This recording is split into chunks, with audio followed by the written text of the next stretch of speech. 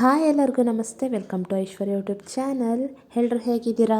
ಇವತ್ತು ಕ್ವಿಕ್ಕಾಗಿ ವಾಂಗಿಬಾತ್ ಹೇಗೆ ಮಾಡೋದು ಅಂತ ನೋಡೋಣ. ನಾನಿಲ್ಲಿ ಒಂದು ಕುಕ್ಕರ್ ತೊಗೊಂಡಿದ್ದೀನಿ. ಅದಕ್ಕೆ ಸ್ವಲ್ಪ ಆಯಿಲ್ ಹಾಗೆ ಸ್ವಲ್ಪ ಸಾಸಿವೆ ಜೀರಿಗೆನ ಹಾಕ್ಕೊಂಡಿದ್ದೀನಿ.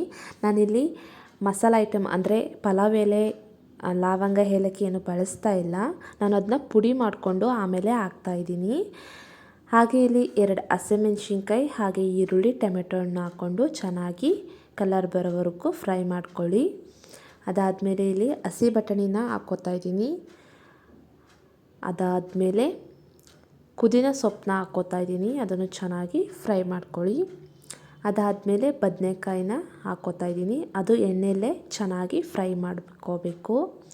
ಚೆನ್ನಾಗಿ ಫ್ರೈ ಮಾಡಿಕೊಂಡು ಸ್ವಲ್ಪ 1 ಸ್ಪೂನಷ್ಟು ನಾನಿಲ್ಲಿ ಶುಂಠಿ ಬೆಳ್ಳುಳ್ಳಿ ಪೇಸ್ಟ್ನ ಹಾಕ್ಕೋತಾ ಇದ್ದೀನಿ. ಅದು ಹಸಿ ಸ್ಮೆಲ್ ಹೋಗೋವರೆಗೂ ಚೆನ್ನಾಗಿ ಫ್ರೈ ಮಾಡ್ಕೊಳ್ಳಿ. ಅದಾದಮೇಲೆ ಗೋಡಂಬಿ, ವಾಂಗಿಬಾತ್ ಪೌಡರ್, ಅರಿಶಿಣ ಹಾಗೆ ಚಕ್ಕೆ, ಏಲಕ್ಕಿ, ಲವಂಗ ಹೇಳಿದ್ನಲ್ಲ ಅದು ಪುಡಿ ಹಾಕ್ಕೊಂಡಿದ್ದೀನಿ. ಅದಾದಮೇಲೆ ಗರಂ ಮಸಾಲನ ಹಾಕ್ಕೊಂಡಿದ್ದೀನಿ. ರುಚಿಗೆ ತಕ್ಕಷ್ಟು ಉಪ್ಪು, ಖಾರಕ್ಕೆ ತಕ್ಕಷ್ಟು ಖಾರದ ಪುಡಿ 1 ಸ್ಪೂನ್ ಹಾಕ್ಕೊಂಡಿದ್ದೀನಿ ಖಾರದ ಪುಡಿ. ಅದನ್ನು ಚೆನ್ನಾಗಿ ಎಣ್ಣೆ ಬಿಡೋವರೆಗೂ ಚೆನ್ನಾಗಿ ಫ್ರೈ ಮಾಡ್ಕೊಳ್ಳಿ. ಅದಾದಮೇಲೆ ನಾನಿಲ್ಲಿ 2 ಲೋಟ ಅಕ್ಕಿನ ತೊಗೊಂಡಿದ್ದೀನಿ. 2 ಲೋಟ ಅಕ್ಕಿಗೆ ನಾನಿಲ್ಲಿ 4 ಲೋಟ ನೀರನ್ನ ಹಾಕ್ಕೋತಾ ಇದ್ದೀನಿ. ಒಂದು ಕುದಿ ಬಂದಮೇಲೆ ನಾನಿಲ್ಲಿ ಮಾಮೂಲಿ ಅಂಗಡಿ ಅಕ್ಕಿನ ತೊಗೊಂಡು ವಾಶ್ ಮಾಡ್ಕೊಂಡು ಹಾಕ್ಕೋತಾ ಇದ್ದೀನಿ.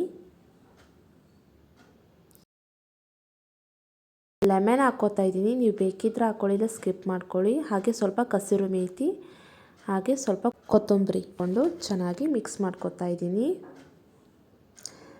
ಕುಕ್ಕರ್ನ ಕ್ಲೋಸ್ ಮಾಡಿಕೊಂಡು 2 ವಿಸಲ್ ಕೂಗಿಸ್ಕೊಂಡ್ರೆ ರುಚಿಯಾಗಿ ವಾಂಗಿಬಾತ್ ರೆಡಿ ಆಗುತ್ತೆ. ತುಂಬ ಟೇಸ್ಟಿಯಾಗಿರುತ್ತೆ. ನೀವು ಒಂದ್ಸತಿ ಟ್ರೈ ಮಾಡಿ, ಹೇಗಿತ್ತು ಅಂತ ಕಮೆಂಟ್ ಮಾಡಿ, ಲೈಕ್ ಮಾಡಿ, ಸಬ್ಸ್ಕ್ರೈಬ್ ಮಾಡಿ. Thank you for